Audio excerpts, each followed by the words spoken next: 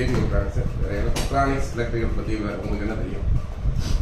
Electronics வந்து TV, computer, IC, electrical வந்து நம்ம ஃபேன், ஏசி, டிசி இந்த ரெண்டு தெரியுமா? ஏசி வந்து ஆல்டர்னேட்டிவ், ஏசி வந்து பேட்டரி. ஏசின்றது நம்ம எங்கெங்கே யூஸ் பண்ணுறோம்? நம்ம வீட்டில் யூஸ் பண்ணுறோம் சார், இண்டஸ்ட்ரீஸில் ஏசி டிசின்னு பிரிக்கிறனா நீங்கள் நார்மலாக எப்படி சொல்லுவீங்க? ஏசினா நம்ம நார்மலாக வச்சுருக்கீங்களா? ஏசினா டேரெக்டாக ஏசியில் ஓடுறது. நம்ம இந்த ஃபேன் பார்த்தீங்கன்னா டேரெக்டாக ஏசியில் வந்து ப்ளஸ் இந்த வீட்டில் இருக்க கிரைண்டர், அதாவது மோட்டார்ஸ் மோட்டார் அந்த காயத்து அந்த மாதிரி யூஸ் பண்ணால் மேக்ஸிமம் இந்த இதில் ஏசியில் ஓடுற மாதிரி இருக்கும். டிசியில் ஓடுறது அப்படின்னா எலக்ட்ரானிக்ஸ். இப்போ டிசியில் என்னென்ன டிசினா நம்ம எக்ஸாம்பிள் இருக்கும் வீட்டில் நம்ம என்ன யூஸ் பண்ணுறோம்? டிவி யூஸ் பண்ணுவோம், டிவி, அப்புறம் நல்லா கம்ப்யூட்டர் யூஸ் பண்ணுறது, லேப்டாப்பு.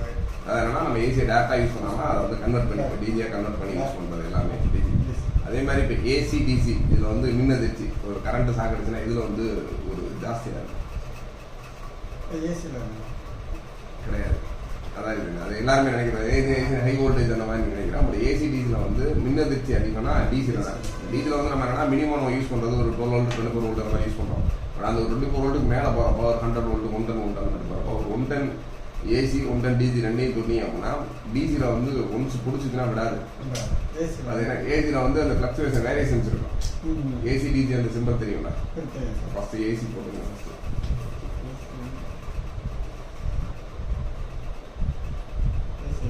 ஏசி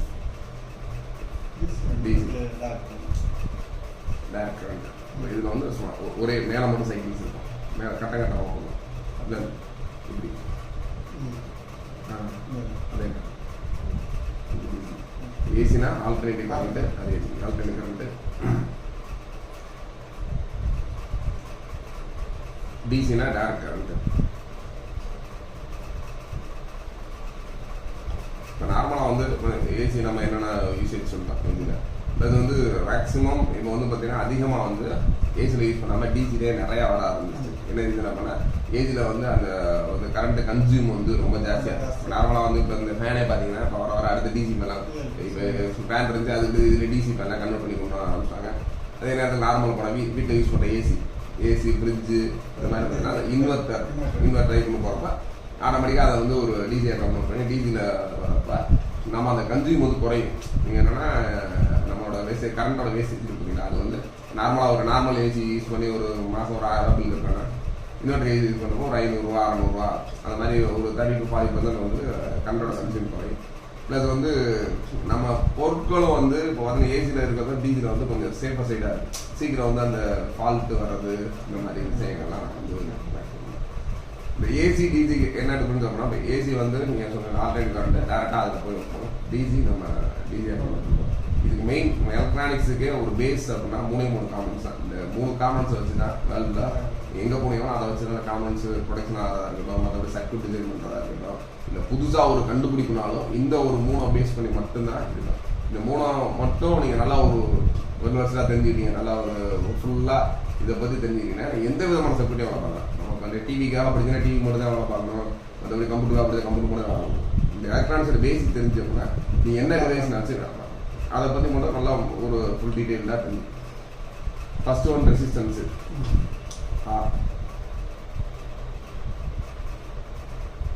அதுக்கடுத்து கண்டென்சர், அதுக்கடுத்து டயோடு. இந்த ரெசிஸ்டன்ஸ் அப்படின்றது தமிழில் சொன்னால் மின் தரைன்னு சொல்லுவோம்.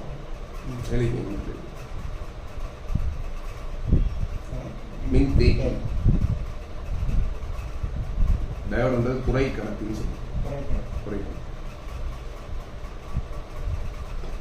இதோட சிம்பிள்ஸ் தெரியுமா? சிம்பிள்ஸ் போட்டு சுருக்கம் போடுறேன். யாராச்சும் சர்க்யூட்டில் போகணும் போகும். ரெசிஸ்டன்ஸ் வந்து இந்த மாதிரி இருக்கும். மின் தேக்கின்றது இப்போ ரெசிஸ்டன்ஸுக்கு வந்து பொலாரிட்டி கிடையாது. இப்போ இன்புட்டு ஏதாவது இங்கிட்ட இன்புட் கொடுத்தாலும் சரி, இங்கிட்ட இன்புட் ஒரே அவுட்புட் தான் வரும். இங்கிட்டு கொடுத்தாலும் அங்கிட்டு வரும், அங்கிட்டு கொடுத்தா அங்கிட்டு வரும். ஒரே இது நீங்கள் பொலாரிட்டியில் அடிச்சு கொடுத்துருங்க. பட் கண்டென்சரை பொறுத்தனால ப்ளஸ் மைனஸ், நீங்கள் மைனஸில் ப்ளஸ்ஸோ ப்ளஸில் மைனஸோ அந்த மாதிரி கொடுக்குறாங்க. சரியா? அதே மாதிரி தான் டயோடுலையும் ஆனோடு கேத்தோட பண்ணுறது. இப்போ ஆனோட இன்புட் கொடுக்க போகிறீங்க, கேத்தோட வந்து அவுட்புட். இது என்னன்னா ஆனோடு இப்போ நீங்கள் நார்மலாக எந்த ஒரு டிவைஸ் எடுத்தாலும் நார்மலாக ஒரு ஃப்ரிட்ஜ் இருக்கட்டும், ஏசி இருக்கட்டும், நம்மளோட கம்ப்யூட்டராக இருக்கட்டும், எல்இடி டிவியாக இருக்கட்டும், எனி ஒன் நீங்கள் வந்து ஏசியை ஃபஸ்ட்டு டிசியாக கன்வெர்ட் பண்ணுறது இந்த டயோடு தான். ஆக்சுவலாக இந்த டயோடு இருந்தால் மட்டும்தான் டிசிஏ ஆகும். வேறு எந்த ஒரு ப்ராடக்ட்டை வச்சு நீங்கள் வந்து நார்மல் ஏசியை வந்து டிசியாக கன்வெர்ட் பண்ண முடியாது. இந்த ஒரு டிவைஸ் மட்டும் தான் வச்சுக்கேன். இப்போ நார்மலாக ஒரு செக்ஷன் இருக்குது, பவர் சப்ளை செக்ஷன் இருக்குன்னா கண்டிப்பாக ஒரு டிரான்ஸ்ஃபார்மருக்கு அடுத்து இந்த டயோடு இருக்கும். ஈஸியாக ஒரு போர்டை பிரிக்கிறீங்க, எங்கே வந்து செக்ஷன் அப்படின்னு தெரியாததுக்கு ஈஸியாக நீங்கள் ஒரு பவர் சப்ளை செக்ஷன்றது ஒரே ஒரு டிரான்ஸ்ஃபார்மர் இருக்கும். அந்த டிரான்ஸ்ஃபார்மர் பார்த்தீங்கன்னா வெரி ஈஸியாக பவர் சப்ளை செக்ஷன் ஈஸியாக கன்வெர்ட் பண்ணணும். அந்த டிரான்ஸ்ஃபார்மர் அவுட்புட்டில் நிறைய டயோடு இருக்கும். இதுக்கு அடுத்து வந்து டிசி கம்பல்சரி. அந்த டிசியை வந்து இதுலேருந்து வர்றது எல்லாமே பார்த்தீங்கன்னா பல்சட்டிங் டிசின்னு சொல்லுவோம். டிசி வந்து கொஞ்சம் வேரியேஷன்ஸ் இருக்கும், கூடி குறைஞ்சிருந்தோம். அதை வந்து ஸ்டோரேஜ் பண்ணி வெளியே வந்து ஸ்மூத்தாக நார்மலாக எலக்ட்ரானிக்ஸ் காம்பன்ஸ்லாம் பார்த்தீங்கன்னா ரொம்ப சென்சிட்டிவாக இருக்கும். இப்போ ஒரு 3.3 வோல்ட்னா 3.3 வோல்ட் போகணும். 3.3 வோல்ட் வரதுல 3.5 போச்சுனாலும் சரி, 3.5 போகிற 3.3 வோல்ட் தான் 3 வோல்டேஜ் போனாலும் சீக்கிரமாக வந்து காம்பனண்டோட ஃபெயிலியர் ரேட்டிங்ஸ் வந்து ஜாஸ்தியாக இருக்கும். இந்த மாதிரி ப்ராப்பராக வந்து போகிறதுக்காக தான் அந்த ஸ்டோரேஜ் பண்ணி ஸ்மூத் பண்ணி. அதுக்கடுத்து ரெசிஸ்டரோட மெயின் பர்பஸ் என்னன்னா வோல்டேஜாக இருந்தாலும் சிக்னலாக இருந்தாலும் ரெடியூஸ் என்னன்னா குறைக்கிறது. இன்னொன்று லோடிங். இப்போ நம்ம என்னென்னா தான் இங்கேருந்து ஒரு இடத்துக்கு வோல்டேஜ் கொடுக்குறோம் அப்படின்னா சப்போஸ் இந்த வோல்டேஜ் ஹையாக இருப்பையோ இல்லை ஷார்ட் சர்க்யூட் ஆகிறப்பையோ நம்ம இது வந்து மினிமம் ஓப்பன் ஆகும். ஆனால் இது வழியாக தான் லோடிங் கொடுப்போம். அதே மாதிரி ஒரு வோல்டேஜை குறைக்கணும். இப்போ ஒரு 10 வோல்ட்டு நமக்கு 9.9 வோல்ட் வரும். அந்த இடத்துல போய்ட்டு நம்ம ஒரு ரெகுலேட்டர் டிரான்சிஸ்டர் அந்த மாதிரிலாம் யூஸ் பண்ணோம்னா அது காஸ்ட் எஃபெக்டிவ் வரும், காஸ்ட்டு. அந்த மாதிரி இடங்கள்லாம் ஒரு சின்ன சின்ன வோல்டேஜஸ் குறைக்கக்கூடிய இடங்கள்ல இந்த ஒரு ரிசல்ட் யூஸ் பண்ணுவோம். ஆனால் இந்த ஒரு 3 பேஸ் பண்ணி தான் ஃபுல் அண்ட் ஃபுல் நம்ம சர்க்யூட் இருக்கும். ஆரம்ப காலத்தில் வந்து பார்த்தீங்கன்னா இதோட காம்பினேஷன் அந்த டயோடுன்னு சொல்லுவோம். டயோடோட காம்பினேஷன் டிரான்சிஸ்டர்னு சொல்லுவோம்ல. டிரான்சிஸ்டர்னு வர்றதுக்கு முன்னாடி பார்த்தீங்கன்னா வால்வு டெக்னாலஜின்னு சொல்லுவோம். பழைய பார்த்தீங்கன்னா பெரிய பெரிய வால்வாக இருக்கும். வால்வு ஸ்டார்டிங்கில் வந்து பார்த்தீங்கன்னா ஃபுல் அண்ட் ஃபுல் பயங்கரம். ஒரு டிவைஸ் பண்ணணும் அப்படின்னாலே ஒரு பெரிய ஸ்பேஸ் தேவைப்படும். ப்ளஸ் வந்து ஹீட் ப்ரொடியூஸ் வந்து ஜாஸ்தியாக. முதல்ல வால்வில் வந்து அடுத்த டிரான்சிஸ்டர் டெக்னாலஜி வந்து என்ன மெயின் ரீசன்னா வந்து ஃபஸ்ட்டு ஹீட்டை ரெடியூஸ் பண்ணுவோம். இன்னொன்று ஸ்பேஸ். நீங்கள் ஒரு வால்வுன்றது இவ்வளோ பெருசாக இருக்கும். அதே டிரான்சிஸ்டர் வந்து இது போட்டு. இப்போ இந்த டிரான்சிஸ்டர் அப்படின்றது பார்த்தீங்கன்னா இந்த டயோடு டிரான்சிஸ்டரோட கலவை தான் ஒரு டிரான்சிஸ்டர். இந்த டயோடும் இந்த டிரான்சிஸ்டர் என்ன வேலை செய்யுமோ சேம் அந்த வேலையை தான் இந்த ஒரு டிரான்சிஸ்டர். இதுக்கு அடுத்து நம்ம இதோட மிக்சிங் சொல்லுவோம், டிரான்சிஸ்டர்னு சொல்லுவோம்.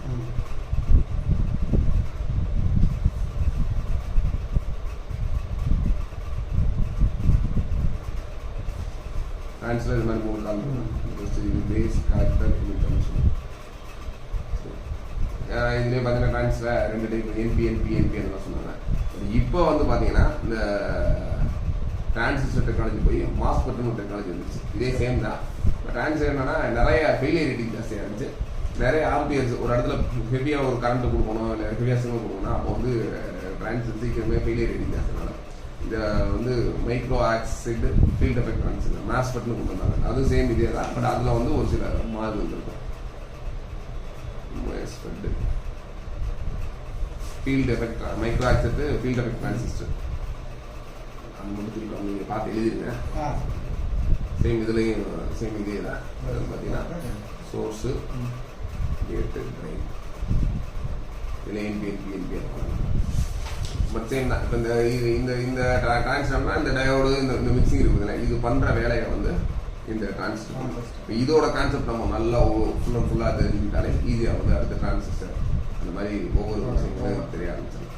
ஃபஸ்ட்டு நீங்கள் இனிஷியலாக வந்து சொன்னால் அந்த வால் டெக்னாலஜின்றது வந்து பார்த்தீங்கன்னா இனிஷியலாக வந்து ஒரு ஸ்டார்ட் பண்ணி ஆன் பண்ணோன்னா வித்தின் செகண்ட் மினிமம் ஒரு 1 மினிட் 2 மினிட்ஸ் வந்து அந்த வால்வு வந்து பர்டிகுலர் ஹீட் ஏறி அதுக்கப்புறம் தான் வந்து ஆரம்பிக்கும். இந்த பழைய ரேடியோலாம் பார்த்தீங்கன்னா வால்வு ரேடியோலாம் சைடில் ஒரு லைட் மாதிரிலாம் இருக்கும், பாலாசி லைட் மாதிரி இருக்கும். ஜஸ்ட்டு போட்டு ஒரு நிமிஷம் கழிச்சு தான் அதுக்கப்புறம் ஆடியோ வரும்.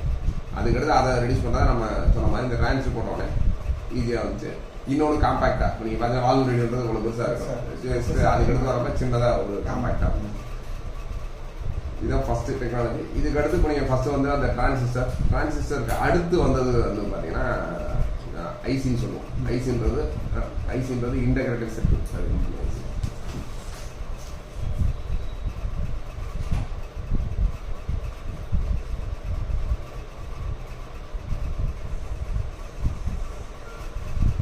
என்னன்னா இப்போ ஒரு 10 டிரான்சிஸ்டர் செய்கிற வேலையை இந்த ஒரு ஐசி ஐசி என்னன்னா அதையும் கூட சுருக்குறாங்க. நார்மலாக பார்த்தீங்கன்னா ஒரு ரேடியோ பார்த்தீங்கன்னா பெருசாக இருந்திருக்கு, அதுக்கடுத்து பாக்கெட் ரேடியோன்னு வச்சு பாக்கெட் ரேடியோவில் என்னன்னா ஒரு 10 டிரான்ஸ் இருக்கும்போது ஒரே ஒரு ஐசியை போட்டு அந்த 10 டிரான்ஸ் செய்யக்கூடிய வேலையை இந்த ஒரு ஐசி. அதுக்கு வந்து ஐசி டெக்னாலஜிலேருந்து ஐசி நம்ம நார்மல் ரேடியோ போக அதுக்கடுத்து நம்ம டெலிவிஷன் அதுபடி கம்ப்யூட்டர்லாம் போகிறப்ப அடுத்தடுத்து டெக்னாலஜி ஹை ஆச்சு. அதுக்கடுத்து ஐசிக்கு அடுத்த டெக்னாலஜி வந்து விஎல்எஸ்ஐன்னு சொல்லுவாங்க. VLSI very large scale interface. பார்த்தீங்கன்னா இது நார்மலாக என்ன பண்ணோம், ஒரு 10 டிரான்ஸ் உள்ள வந்து ஒரு ஐசியை வச்சோம். 10 ஐசி உள்ளதை ஒரு விஎல்எஸ்ஐ என்னன்னா ஒரு 10 ஐசி நிறைய ஐசி ஏன்னா நம்ம இவ்வளோ பெரிய மதர் போட அதுக்கடுத்து 6 மணியை சுருக்கி ஒரு சின்னதாக 10 ஐசி விட வச்சுருக்கோம் விஎல்எஸ்ஐ. இப்போ இந்த விஎல்எஸ்ஐ தான் போயிட்டு இருக்கு. அதுக்கடுத்து நம்ம நார்மலாக அந்த மைக்ரோ ப்ராசர் சொல்லுவோம். இது ப்ராசர் கொடுங்க. ப்ராசருமே இப்போ நம்ம கம்ப்யூட்டரில் மட்டும் இல்லை இதுலேயும் வந்துச்சு தெரியல. இப்போ நார்மலாக டிவியில் வந்து ஸ்மார்ட் டிவின்னு சொல்கிறோம். ஸ்மார்ட் டிவியில் கம்பல்சரி ஒரு ப்ராசர் ரேமு ஒரு கம்ப்யூட்டரில் என்னென்ன ஆப்ஷன்ஸ் இருக்கோ அது மொபைல் ஃபோன் என்னென்ன இருக்கோ ஆக்சுவலி வந்து நம்ம ஒரு டிவியில் இருக்கோம். அதவே அப்படியே காம்பேக்ட் பண்ணி சுருக்கி கொடுக்குறோம். ஒரே ஒரு சின்ன ப்ராசஸர்லேயே இது கம்ப்யூட்டரில் என்னென்ன வேலை செய்யுமோ அது எல்லாமே இந்த ஒரு ஸ்மார்ட் போர்டு வேலை செய்யணும். இதுதான் மெயின் திங். ஃபஸ்ட்டு நம்ம இதில் மெயினாக நம்ம தெரிஞ்சுக்க வேண்டியது ஃபஸ்ட்டு ரெசிஸ்டன்ஸு, கண்டென்சர், டையோடு. இது 3 பற்றி மட்டும் நல்லா ஒரு ப்ரீஃபாக ஒரு 2-3 நாள் கிளாஸ் கூட எடுத்துக்கலாம். அப்படின்னா நீங்கள் அதை எப்படி யூஸ் பண்ணுறோம், எந்தெந்த இடத்துல எப்படி செக் பண்ணுறது நம்ம நல்லா தெரியல. அடுத்து எல்லா போர்டையும் நீங்கள் அரை மணிக்கு ஆரம்பிச்சு அதுக்கடுத்து நீங்கள் நான் ஒரு மதர் போர்டு காமிக்கிறேன். இந்த மதர் போர்டு இந்த டெக்னாலஜி ஒரு அவுட்லெட் இப்போ பிளாக் டயக்ராம் போட்டு இதில் என்னென்ன செக்ஷன் இருக்குது. இப்போ ஒரு மதர் போர்டு அப்படின்னா நார்மலாக இதுக்கு பவர் சப்ளை அதான் நம்ம எஸ்எம்பிஎஸ்ன்னு சொல்லுவோம். பவர் சப்ளை இருக்கும். மதர் போர்டுக்கு உள்ளே வந்துட்டா ப்ராசர் செக்ஷன் இல்லை கார்டு செக்ஷனு ரேம் இந்த மாதிரி ஒரு செக்ஷன் இருக்கும். அதேமாதிரி எல்இடி டிவி எடுத்துட்டோம்னா எல்இடி டிவிலேயே பவர் சப்ளை செக்ஷன் இருக்கும், ஆர்எஃப் செக்ஷன் இருக்கும், ப்ளஸ் ஆம்பிளிஃபையர் செக்ஷன் இருக்கும், கண்ட்ரோலர் செக்ஷன் மாதிரி ஒவ்வொரு செக்ஷன்ஸ் இருக்கும். அந்த செக்ஷனை வந்து ஈஸியாக ஐடென்டிஃபை பண்ணுறோம் அப்படின்னா ஈஸியாக அது உங்களுக்கு புரிஞ்சுக்கலாம். ப்ளஸ் அதுக்கடுத்து போர்ட்ஸ். இப்போ நம்ம ஒவ்வொரு இதுலேயும் என்னென்ன போர்ட்ஸ் யூஸ் பண்ணுறோம். நம்ம டிவியில் என்னென்ன போர்ட்ஸ் இருக்கும், இப்போ கம்ப்யூட்டரில் என்னென்ன போர்ட்ஸ் இருக்குது, ப்ளஸ் நம்ம நார்மலாக ஒரு லேப்டாப்னா அதில் என்னென்ன போர்ட்ஸ் அந்த மாதிரி போர்ட்ஸை பற்றி நீங்கள் ரெசிஸ்டன்ஸ் கூட பார்ப்போம். ரெசிஸ்டன்ஸை பற்றி கூட நீங்கள் ஃபுல் அண்ட் ஃபுல் பார்ப்போம். ரெசிஸ்டன்ஸ் கண்டென்சர் கூட நீங்கள் பார்த்துக்கோங்க. 2 நாளைக்கு டயோடு பார்த்தோன்னா அதுக்கடுத்து மல்டிமீட்டர். ஏன்னா இப்போ இந்த காம்பனன்ட்ஸை பற்றி தெரிஞ்சுக்கிறதுல காம்பனண்ட்டை எப்படி செக் பண்ணுறது அப்படின்றத தெரிஞ்சுக்கணும். ரெசிஸ்டன்ஸ் நான் ஆல்ரெடி சொல்லியிருக்கேன். மின் தடை அதுக்கடுத்து அதோட சொல்லியிருக்கேன் அந்த ரெசிஸ்டன்ஸ் இந்த மாதிரி போட்டுருங்க. நார்மலாக இது விஷுவலாக பார்க்குறப்ப எப்படி இருக்கும்னா இது ரெசிஸ்டன்ஸாக இதுக்கு நம்ம சொல்கிறோம். இப்போ நம்ம நீங்கள் இருக்கீங்கன்னா உங்களுக்கு ஒரு பேர் இருக்கு. அது மாதிரி இதுக்கு என்ன பேர் அப்படின்னா ஓம்ஸ். ஓம்ஸ் இதோட அலாக்குன்னு சொல்லுவோம், இல்லை யூனிட்டு அந்த மாதிரி சொல்லுவோம். இந்த ஓம்ஸ் எப்படி கண்டுபிடிக்கிறது அப்படின்னா இப்போ நார்மலாக வந்து இது வந்து கலர் கோடிங் சொல்லுவாங்க. கோடிங் கொடுத்துருப்பாங்க. அந்த கோடிங் வச்சு தான் இல்லை என்ன வேல்யூஸ் அப்படின்றத வந்து மென்ஷன் பண்ணுவோம். அதுக்கடுத்து இதில் அந்த வாட்டேஜ் சைஸ் கணக்கு அந்த அப்படின் இருக்கும். இப்போ வந்து ஹாஃப் சும்மா half what first quarter 1/4 what அது 1 வாட்டு 1 1 2 4 அந்த மாதிரி ஒரு 10 வாட்டு 20 வாட் கொடுக்கும். இதெல்லாம் ரொம்ப பெரிய சைஸ் போகிறப்ப எங்கே இருக்கும் அப்படின்னா நீங்கள் ஆக்சுவலாக பார்த்துருப்பீங்க. இந்த ரெசிஸ்டன்ஸில் நார்மல் ரெசிஸ்டன்ஸுக்கு வேரியபிள் ரெசிஸ்டன்ஸ் இருக்குது. நீங்கள் பழைய ஃபேன் ரெகுலேட்டரை கல்வி பார்த்துருக்கீங்களா? ஃபேன் ரெகுலேட்டர் சட்டு நாடி பார்த்தீங்களா? அதில் வந்து ஒரு மேலே ஒரு பேரட் ராடுன்னு சொல்லியிருப்போம். அந்த பேரட் ராடுன்றது ஒரு ரெசிஸ்டன்ஸ் தான். என்னென்னா நம்ம கொடுக்குற உள்ள வர 230 வோல்ட்டை கொஞ்சம் கொஞ்சமாக குறைக்கும். இப்போ பார்த்தீங்கன்னா ஃபர்ஸ்ட்டில் வரப்போ 200, அதுக்கடுத்து 205, 210, 220, கடைசியாக போகிறப்ப 5 போகிறப்ப 230. அப்போ இங்கே வர இன்புட் வோல்டேஜ் சேம் அப்படியே அந்த மாதிரி ஒரு ரெசிஸ்டன்ஸ் தான். அதை வந்து நம்ம நார்மல் வேரியபிள் ரெசிஸ்டன்ஸ் சொல்லுவோம். சேம் இதே கான்செப்ட் தான் நம்ம கண்ட்ரோல். இப்போ சவுண்ட் வைக்க முடியல, சவுண்ட் வைக்கிற வால்யூம் கண்ட்ரோல் வைக்கிறதும் அதுவும் ஒரு வேரியபிள் ரெசிஸ்டன்ஸ் தான். என்னென்னா ரெசிஸ்டன்ஸில் வந்து இங்கே வந்து அந்த சிக்னலை குறைக்கிறாங்க, அங்கே வந்து வோல்டேஜ் சேம் தான். இப்போ கலர் கோடிங் என்னென்ன இருக்கும்ன்ற சொல்லிடுறேன். ஜஸ்ட்டு கலர் கோடிங் மட்டும் எழுதிக்கோங்க. அப்படியே 1 by 1 எழுதுங்க. பிபி ராய், பி அடுத்து கீழே B R Great Britain, very good wife. First என்ன கொடுத்துருக்காங்க? Brown black, red, orange, yellow. இது வந்து இது கடைசியாக தான் கிரே வரும். ரெண்டுக்கு தெரிஞ்சு வரும். இது வந்து ப்ளூ. இங்கே தான் ஸ்டார்டிங்கில் இருக்க கிடையாது, ப்ளூ பின்னாடி வரும். Very violet, grey, white. இப்போ பார்த்தீங்கன்னா brown, black, red, orange, yellow, green, blue, violet. இதில் பார்த்தீங்கன்னா ஆரம்பத்தில் வந்து பார்த்தீங்கன்னா ஒன்லி ஃபார் 3 கோடி மட்டும் தான் இருந்துச்சு ரெசிடென்ஸ். இப்போ அடுத்தடுத்து பார்த்தீங்கன்னா அந்த 4 கோடி 4 கோடு ப்ளஸ் அதுக்கடுத்து டாலர்ஸ்ன்னு சொல்லுவோம். சும்மா ஜஸ்ட் ஒன்று போடுவோம், ஒரே ஒரு கோடு போடுவோம். ரெசிடென்ஸ் எடுத்துட்டு வரேன், பார்த்தீங்கன்னா லைவ் வரும்.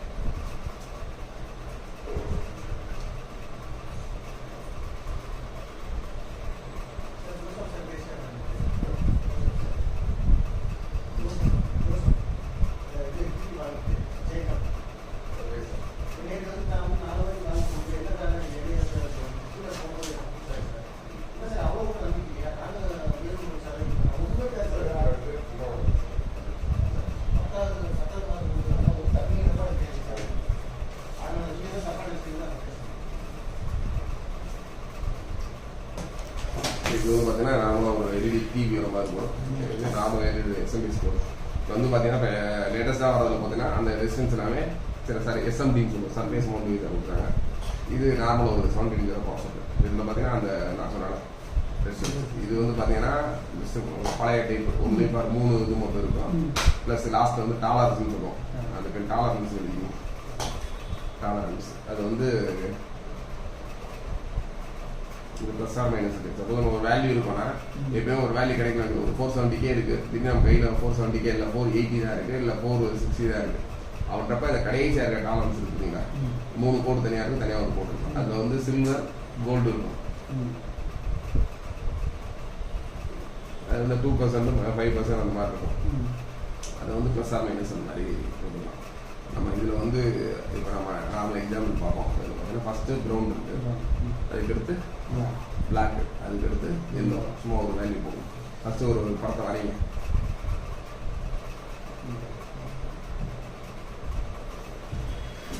ஒரு கலர் மட்டும் பிளாக்காக போகணும்.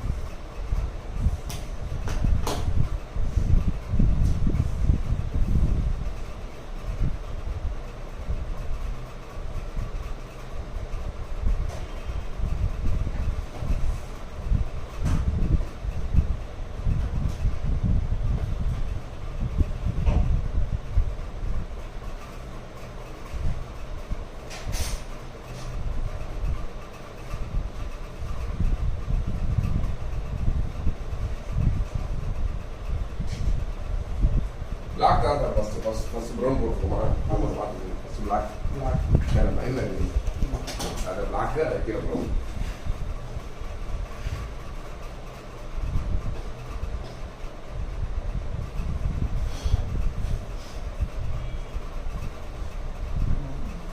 என்ன வேல்யூ இப்போ வந்துருக்கலாம் உங்களுக்கு? ஃபஸ்ட்டு என்ன வேல்யூ வந்துருக்காங்க? இல்லை கீழே போகணும். First brown, black 0. 1 0 4ன்னு வரத 4 சைபர் போடணும். 4 சைபர் அதை கீழே போடுங்க. கீழே போடுறப்ப நமக்கு புரியும். 1 கீழே 1 கீழே 1 அப்படியே 1 0 4 போடுறீங்களா? 1 0 4 போடுங்க.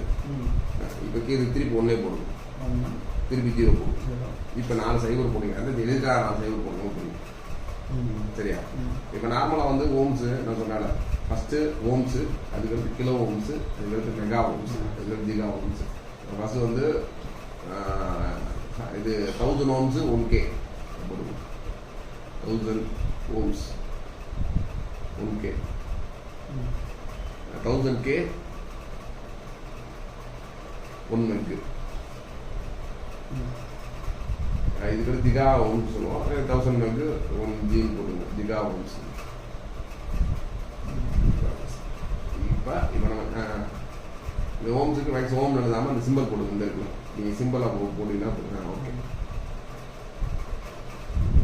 இப்போ வந்து இப்போ நம்ம என்ன இருக்குது? ஃபஸ்ட்டு 1 0 4 சைபர் இருக்குது. இது எத்தனை கே? ஃபஸ்ட்டு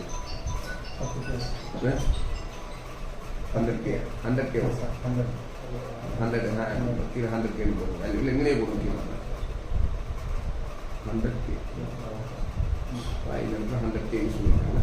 2 100K யூஸ் பண்ணியிருக்காங்க. இது ஒரு 100K. இப்போ நான் அதுக்கடுத்து வாட்டு சொன்னேன். இது என்ன வாட்னு பார்த்து ஃபஸ்ட்டு அந்த கோட்டர் வாட்டர் செக் அவுட் வாட்டுறது இந்த மாதிரி குட்டியாக இருக்கும். இந்த இருக்குல்ல, இந்த கோட்டர் வாட்டர் இதெல்லாம் விஷுவலாக பார்க்க முடியும். எடுத்தோடனே நீங்கள் வந்து எழுதி வச்சுனா அப்படின்னு இது கோட்டர் வாட்டு, இது வந்து ஆஃப் வாட்டு. இதுக்கு மேலே இருக்குது. இதுக்கு அடுத்து ஒரு சின்ன சைஸ் வருது 1 வாட். அதுக்கு 1 வாட் 2 வாட். 1 வாட்டுக்கு மேலே வரது எல்லாமே அதிலே வாட்ஸ் மென்ஷன் பண்ணியிருப்பாங்க. இந்த 1 வாட் வரைக்கும் வாட்ஸ் மென்ஷன் பண்ணுவாங்க. அந்த 1 வாட்டுக்கு மேலே போகிறது எல்லாமே வாட்ஸ் மென்ஷன் பண்ணியிருப்பாங்க. ஒரு சில இதில் எது சொன்னாங்க. அடுத்து இது பார்த்தீங்கன்னா இங்கே எதுக்காக யூஸ் பண்ணியிருக்காங்க? இங்கே வந்து வோல்டேஜ், அந்த இதுலேருந்து வர வோல்டேஜ் வந்து ஜஸ்ட் இந்த ஐசி வந்து என்னென்னா, இந்த IC working for 12 volt DC. ஆனால் இங்கே வரது 400 வோல்ட் வரும். இந்த 400 வோல்ட்டை 12 வோல்ட்டாக மாற்றி கொடுக்குறது இந்த 100K யூஸ் பண்ணிருக்காங்க. அதுக்கு இதை நீங்கள் சொல்லா பார்க்கலாம்னா அவங்க சொல்லி தந்தது என்ன? ஃபஸ்ட் என்ன சொன்னேன்? ரெசிஸ்டன்ஸ் என்னன்னு பார்த்துட்டீங்க. அதுக்கு கெப்பாசிட்டி இருக்குது. அதுக்கடுத்து டயோடு சொல்லியிருக்கோம்னா இந்த பொலாரிட்டி சொன்னேன். டயோடு வந்து இது வந்து ஆனோடு இது கேத்தோடு. கெப்பாசிட்டியில் வந்து பார்த்தீங்கன்னா ப்ளஸ் மைனஸ் என்பது இதில் மைனஸ் மென்ஷன் இருந்தால் ஆப்போசிட் சைட் ப்ளஸ். ஏதாச்சும் ஒரு சில பிராண்டில் மொத்தம் அந்த பிராண்ட் வந்து ஏதாச்சும் பிராண்ட் என்ன பண்ணுவாங்கன்னா அந்த ப்ளஸ்ஸை வந்து கோட் பண்ணிப்பாங்க. ஆனால் அதுக்கு ஆப்போசிட் மைனஸ். இந்த அதே மாதிரி கீழேயுமே மென்ஷன் பண்ணிருப்பாங்க கம்பல்சரி. இந்த இருக்குல்ல, இந்த மாதிரி வந்து இந்த மாதிரி கோடு போட்டிருந்தா மைனஸு, இந்த மாதிரி இன்னொரு ப்ளஸ் போட்டுருக்காங்களா கீழே கீழே போட்டுருக்காங்க. அதே மாதிரி இந்த டயோடு சிம்பிள் இருக்கு. ஒரு சிம்பிள் கொடுக்குறா, அந்த சிம்பிள் போட்டுருப்பாங்க கம்பல்சரி. கீழே பார்த்தீங்கன்னா அந்த சிம்பிள் இருக்கும். அப்படி இல்லைன்னா இந்த கோடு போட்டு இந்த ரவுண்டு கொடுக்கணும் பாருங்க. இதனால ஃபர்ஸ்ட் வந்து என்னன்னா, நீங்கள் இந்த கோட் நம்ம டக்குனு மனசில் வந்து இதாக நிற்கணும். இந்த சொல்ல ரெசிடென்ஸ்னா அந்த சிம்பிள் நீங்கள் இந்த இது இருக்கணும். ப்ளஸ் ஆர், ரெசிடென்ஸ்னா ஆர். அதுக்கடுத்து கண்டென்சர்னா சி, டயோட்னா டி. இந்த கான்செப்ட் டிரான்சிஸ்டர் போகிறப்ப என்னன்னா, சில இதில் வந்து கியூ கொடுத்துருப்பாங்க, சில இதில் டிஆர்னு கொடுத்துருப்பாங்க. அது இது வேரியேஷன் டைப் ஆஃப் கோடை பார்க்க உங்களுக்கு வந்து ஈஸியாக பண்ண முடியாது. பட் இதை பொறுத்தவரை கண்டினியூவஸாக நீங்கள் ஒரு ஒர்க் பண்ணிங்கன்னா மட்டும் தான் இதில் வந்து அடுத்த லெவல் போக முடியாது. நம்ம சும்மா படிச்சு முடிச்ச உடனே நம்ம வந்து உட்பட தான் நிறைய நம்ம டவுட்ஸ். ஃபஸ்ட்டு வந்து சந்தேகம், எப்போ சந்தேகம் வருதோ அப்போ தான் அதுக்கான தீர்வு வந்து கிடைக்கும். எடுத்தோடனே இல்லை நம்ம பரிசோலாம் எதையும் பார்க்கலாம் வந்து. ஏன்னா ஒவ்வொரு இதுலேயும் ஒவ்வொரு மெத்தட்ஸ் இருக்கும். அது டிஃப்ரெண்ட் டைப் ஆஃப் மெத்தடை வந்து நீங்கள் பார்த்துட்டே வரலாமே ஈஸியாக. அதுக்கடுத்து இப்போ வாட்ஸ் பார்க்கலாம். சரி, இன்னொரு நீங்களாக ஒரு கோட் போகணும். இது நடந்து இது இருப்பாங்க.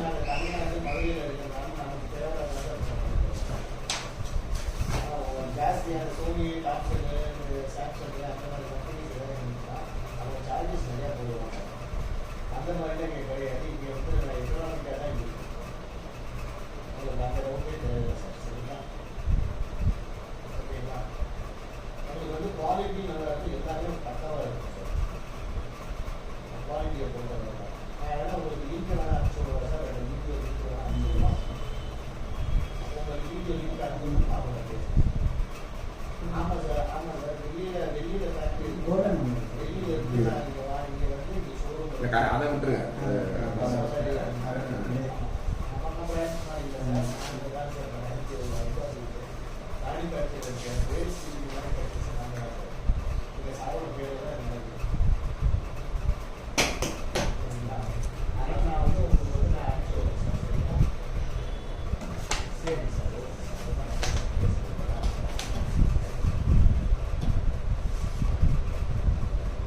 ஆரஞ்சு வந்து 2 ஆரஞ்சு ஆ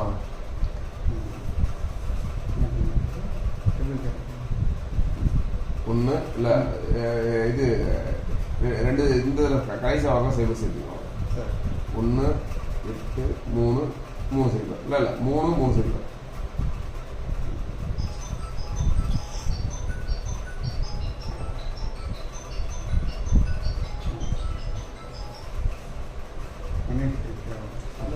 இல்லை ஆக்சுவலாக அங்கிட்ட இருந்து வரும் அந்த அந்த பிளாக்ன்றது அந்த சைடு இங்கிட்ட இருந்து வரப்போ இந்த இருக்குல்ல 2 ஆரஞ்சு இது வந்து ஃபஸ்ட்டு 3 3 3 3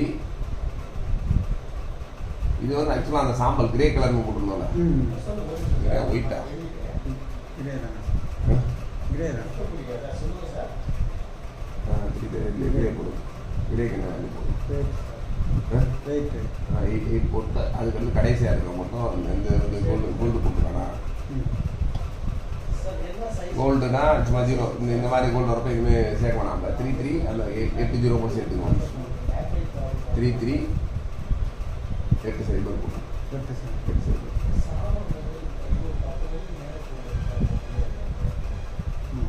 பார்த்துங்க என்ன வந்து பார்த்துக்கணும்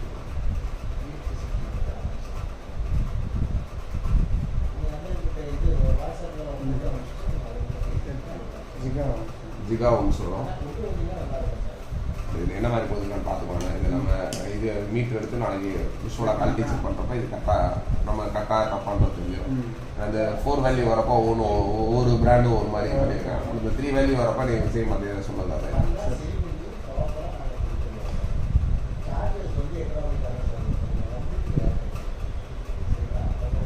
நம்ம மல்டிமீட்டரில் இது வந்து செக் பண்ணுவோம் இந்த போட வச்சு செக் பண்ணுவோம்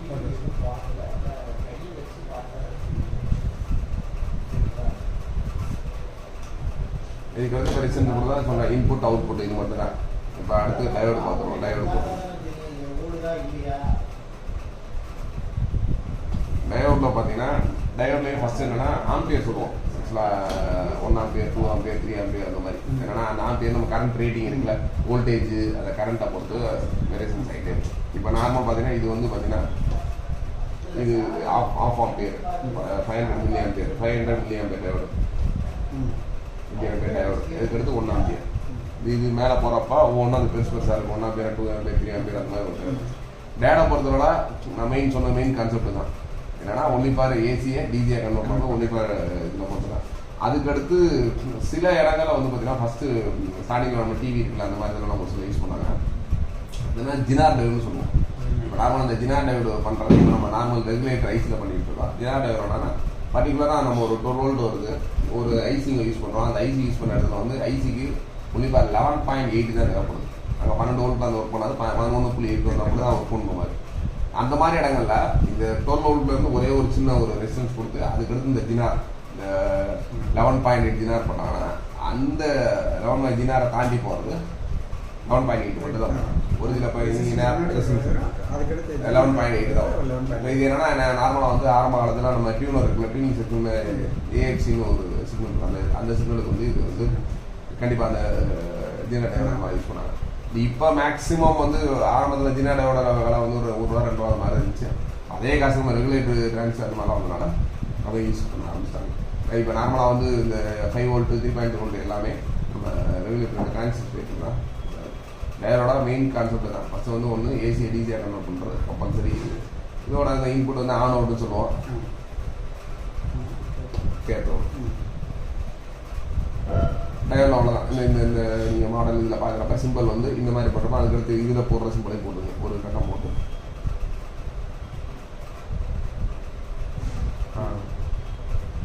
அங்கே ஆனோட ஏசி நான் உங்களுக்கு சொல்ல எல்லா கம்பல்சரி ஒரு மாதிரி பொண்ணு நான் சொன்னால் இந்த 3மே வந்து எந்த ஒரு பொருளையும் கம்பல்சரி இது இருக்கும் இது 3 இல்லாமல் எந்த ஒரு சின்ன பொருளாது பெரிய பொருளாது ஒரு சாதாரண ஒரு சின்னதாக ஒரு டிசைன் பண்ணுறேன் அதனால கண்டிப்பாக இது 3 இல்லாமல் எந்த ஒரு டிவைஸும் பண்ண முடியும், டிவைஸ் எதுவுமே பண்ண முடியாது. எலக்ட்ரானிக்ஸ் அப்படின்னு வந்துச்சுனாலே டிசியில் ஒர்க் பண்ண வைக்க போகிறோம் அப்படின்னு ஒரு கான்செப்ட் வந்துச்சுனாலே இது பேஸ், இது 3. அதே மாதிரி இந்த ஃபெயிலியர் ரேட்டிங் சொல்ல பார்த்தீங்களா, ஃபால்ட் வர்றது ஒரு போர்டுலேயோ இல்லை கம்ப்யூட்டர்லேயோ வந்து இதில் 4 எலக்ட்ரானிக்ஸ் டிவைஸில் ஒரு ப்ராப்ளமேட்டிக் அப்படின்றது ஒரு 80% ஆஃப் வேல்யூ இது மட்டும்தான் இருக்குது. இப்போ நீங்கள் ஒரு ஐசி போகிறதோ மற்றபடி அதில் இந்த காயின்ஸ் போகிறதோ பார்த்தீங்கன்னா அதெல்லாம் பேலன்ஸ் ஆஃப் 20%. ப்ராடக்டில் வந்து 80% இந்த ஒரு காமன்ஸில் மட்டும்தான் அந்த ஃபெயிலியர் ரேட்டிங் வரும். அப்போ வந்து இது எந்த இடத்துல யூஸ் பண்ணுறாங்க, இந்த இடத்துல என்ன நடக்குது அப்படின்றத மட்டும் நம்ம ஒரு ஐடென்டிஃபிகேஷன் பண்ணிட்டோம் அப்படின்னா, நார்மலாக ஒரு இதை கழட்டுறீங்க ஃபஸ்ட்டு ஆனே ஆகலை அப்படின்னா சரி எங்கேயோ எஸ்எம்எஸ் வோல்டேஜ் போகணும், அப்புறம் அந்த வோல்டேஜ் எங்கே போகலன்றது ஈஸியாக வந்து கண்டுபிடிக்கலாம். ஃபஸ்ட்டு ஏசியில் போல டிசியில் போல, ஏசினா நீங்கள் ப்ரைமரியாக பார்க்க போகிறீங்க, டிசினா அது இந்த டிரைவருக்கு முழுக்க பார்க்க போகிறீங்க, எதுனாலும் டிஜியாக டிரைவருக்கு அப்புறம் பார்க்கலாம். அப்படின்றப்போ உங்களுக்கு ஈஸியாக வந்து ஐடென்டிஃபிகேஷன் வந்துடும். இப்படி இந்த காம்பனன்ஸை செக் பண்ணி ஒரு ஏன்னா இது இந்த போர்ட்லாம் வந்து போர்டில் வச்சு செக் பண்ண முடியாது, ஒரு சில இது வந்து போர்டில் இருக்கப்போ ஒர்க் பண்ணுற மாதிரி இருக்கும், போர்டை கல்வியில் ஒர்க் பண்ண முடியாது. அப்படின்னா அதை ரிமூவ் பண்ணி செக் பண்ண மாதிரி இருக்கும். டேட்டா பொறுத்தல தான் இது நான் டேட்டா எப்படி செக் பண்ண நாளைக்கு இதில் கிளாஸில் ப்ராக்டிகல் கிளாஸை பார்ப்போம். அதுக்கடுத்து கண்டென்சர் இருக்கும்.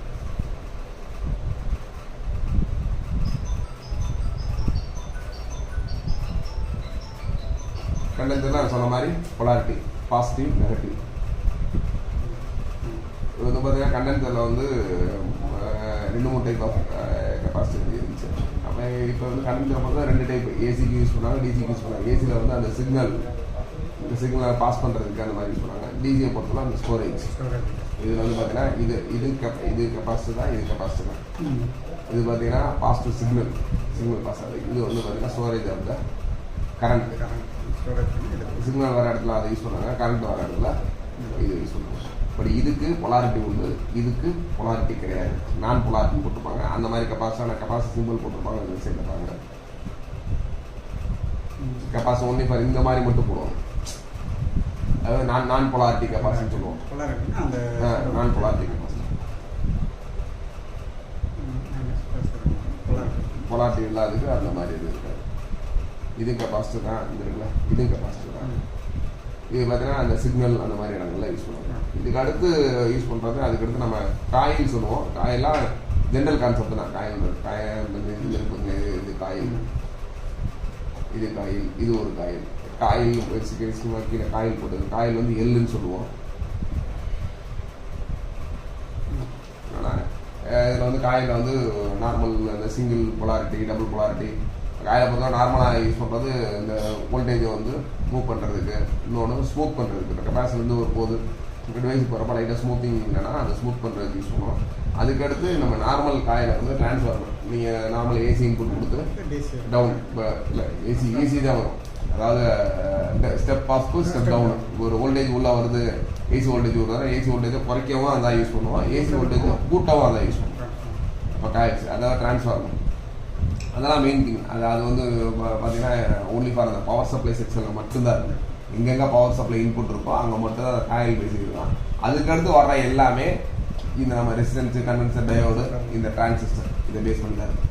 இந்த டிரான்சிஸ்டர் கான்செப்ட் தெரிஞ்சாலே டிரான்சிஸ்டருக்கு அடுத்து நம்ம போகிற அந்த ஐசிஸ் இருக்குல்ல, ஐசி அந்த மாதிரி எல்லாமே தெரிஞ்சுக்கலாம். இல்லை இப்போ இதில் உங்களுக்கு வேறு எதுவும் டவுட்ஸ் இருக்கா? அப்போ நடத்துகிற வாய்ப்பு ரெசிஸ்டன்ஸில் வேலையை பார்க்குறது வந்து இந்த இடத்துல ஸ்டார்ட் ஆகும். அதாவது இல்லை இந்த கேப் இருக்கும். எக்ஸாம்பிள் இங்கே பாருங்க, இங்கே இருக்காங்க மஞ்சளுக்கும் இதுக்கு கேப் நிறையா இருக்கா, இந்த மாதிரி தான் இருக்கா. கொஞ்சம் இந்த மாதிரி கொடுத்தாலும் நம்ம எது செக் பண்ணிக்கலாம். சும்மா நெட்டில் செக் பண்ணுவோம். கேப் இருக்கும். அதான் கேப்பு இந்த 3வது இதுக்கு 4வது கேப் இருக்கா தெரியுதா? கேப் இது வந்து இங்கிட்ட இங்கே பாருங்க, இதுவுமே அங்கிட்டு நடந்து கேப் இருப்பாங்க. மஞ்சளுக்கும் அந்த டாலரன்ஸுக்கு வந்து கேப் நிறையா இருக்கு. அதான் லெஃப்ட் சைடில் இருந்து கால்குலேட் பண்ணுவாங்க. அதாவது இந்த கேப் விழுந்ததுக்கு அப்படியே ஆப்போசிட் சைடு ஃபர்ஸ்ட் அதுதான் வந்து ஸ்டார்ட். இதில் வந்து 0 அந்த டாலரன்ஸ்க்கு அடுத்து வர்றது எல்லாமே 0. கடைசி வேல்யூ வந்து 0. இப்போ கடைசியாக என்ன 3 கொடுத்தா 3 ஆகுது, 4 கொடுத்தா 4 ஆகுது, கடைசியாக வந்து 0 வேல்யூ. இதில் டயோடில் வந்து அந்த அளவுக்கு இது ஆம்பியர் டேட் ஆம்பியர் அதான். இது எல்லாம் ஒவ்வொரு இடத்துக்கு இருந்தாலும் போட்டிருப்பாங்க. இங்கே வந்து பார்த்தீங்கன்னா இங்கே கரண்ட் ரேட்டிங் கூட இருக்கிறனால பெரிய டேட் போட்டிருப்பாங்க. இங்கே சிம்பிளாக இருக்கும். ஏசி டிசிஎம் ஏசி இப்போ இங்கே வந்து என்ன பண்ணிருக்காங்கன்னா ஃபர்ஸ்ட் இங்கே ஏசி டிசியாக மாற்றிருக்காங்க. மாற்றி ஒரு இதை எஸ்எம்டின்னு சொல்லுவாங்க, சுவிட்ச் போட்டு ட்ரான்ஸ்ஃபார்மர் ஸ்விட்சிங் பண்ணி இது ஸ்விட்சிங்லேருந்து வெளியே வர ஏசி இருக்குல்ல அந்த ஏசியை திரும்ப வந்து டிசியாக பண்ணுறாங்க. என்ன கான்செப்ட்னா நம்ம போகிறப்ப சொல்லுவேன், நார்மலாக ஒரு டிரான்ஸ்ஃபார்மரில் பண்ணோம் என்ன ஆகுனா டேரக்ட் டிரான்ஸ்ஃபார்மரில் ஒரு 230 வோல்ட் ஏசி கொடுத்தீங்கன்னா 12 வோல்ட் ஏசி வருது அப்படின்னா இதே நம்ம 220 ஆயிடுச்சுன்னா 11.5 ஆயிரும், 200 ஆயிடுச்சுன்னா 10.5 ஆயிரும். அப்போ என்னன்னா நம்ம வர காமன்ஸ் எல்லாமே வந்து ஃபெயிலியரிட்டி ஜாஸ்தியாகும். அப்போ அதுக்கு தான் என்னன்னா இந்த மாதிரி எஸ்எம்பிஎஸ் ஏன்னா இந்த இனிஷியலாகவே வந்து ஒரு 400 வோல்ட் வந்து கொடுத்து ப்ராப்பராக வோல்டேஜ் இன்புட் கொடுத்தா மட்டும் ஒரு ஸ்விட்சிங் பண்ணி வர்றது அந்த எஸ்எம்டி ஸ்விட்சிங் பண்ணி இங்கே வந்து கரெக்டாக 400 வோல்ட் வந்தால் மட்டும்தான் இந்த எஸ்எம்டி ஆன் ஆகும். இப்போ 400 300 வோல்ட் வந்துச்சுன்னா ஒர்க் பண்ண வேலை செய்யும். அப்போ ப்ராப்பரான அவுட்புட் இப்போ 5 வோல்ட்னா 5 வோல்ட் பர்ஃபெக்டாக வரும். 5 வோல்ட் இப்போ 4.9 இல்லை 5.2 அந்த மாதிரி இருந்தது இருக்காது. அதில் வந்து அந்த வேரியேஷன் அந்த இல்லை நார்மல் டிரான்ஸ்ஃபார்ம் பழைய எலிமினேட்டர் வச்சிருக்கோம். அந்த எலிமினேட்டரில் கண்டக்டர் வேரியேஷன் இருக்கு. நம்ம வரப்போ கரண்ட்லாம் எங்கேயுமே அந்த 230 வோல்ட் வந்து பெர்மனெண்ட்டாக வராது. ஒரு சில ஏரியா 240 இருக்கும், ஒரு சில ஏரியா 220 இருக்கும், ஒரு சில 190 தான் ஒர்க் பண்ணும். அந்த மாதிரி இருக்கப்பா சீக்கிரமே நான் பழைய அந்த ரேடியோ அந்த மாதிரிலாம் ஓகே. இப்போ அதுக்கடுத்து நம்ம இது டிவி இதெல்லாம் வந்தப்போ கொஞ்சம் சென்சிட்டிவ் ஜாஸ்தி டக்கு டக்குனு போக ஆரம்பிச்சிருச்சு. நார்மலாக பழைய முதல் பிளாக் அண்ட் ஒயிட் டிவி இருக்குது இல்லை, பிளாக் அண்ட் ஒயிட்லேயே அந்த பழைய டிரான்ஸ்ஃபார்மர் தான் யூஸ் பண்ணியிருப்பான். அதுக்கடுத்து தான் எஸ்எம்பிஎஸ், அதுக்கு தான் ஸ்டெபிலைசர். இப்போ எஸ்எம்பிஎஸ் பண்ணனால ஸ்டெபிலைசர் அது போட்டாலும் ஒரு லைஃப் நல்லா இருக்கும். ஸ்டெபிலைசர் போட்டாலும் அந்த வேறு உங்களுக்கு என்ன வர ஏசி இன்புட்டை வந்து வேரியேஷன்ஸ் பண்ணி கொடுப்பாங்க. ஏஜி கரண்ட் கம்மியாக வந்துச்சுன்னா அதாவது கரெக்டாக 190 வோல்ட்னா 190 திடீர்னு ஹை வோல்ட் ஒரு 250க்கு மேலே வருதுன்னா அதை ஒரு 20 குறைச்சி ஒரு 230 ஆகும். நம்ம அதாவது பேசிக்காக இன்புட் ஏசிக்கு ஒரு சேஃப் அது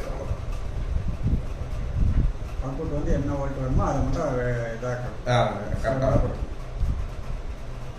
இன்புட் வோல்ட் வந்து எப்படி இருந்தாலும் அதை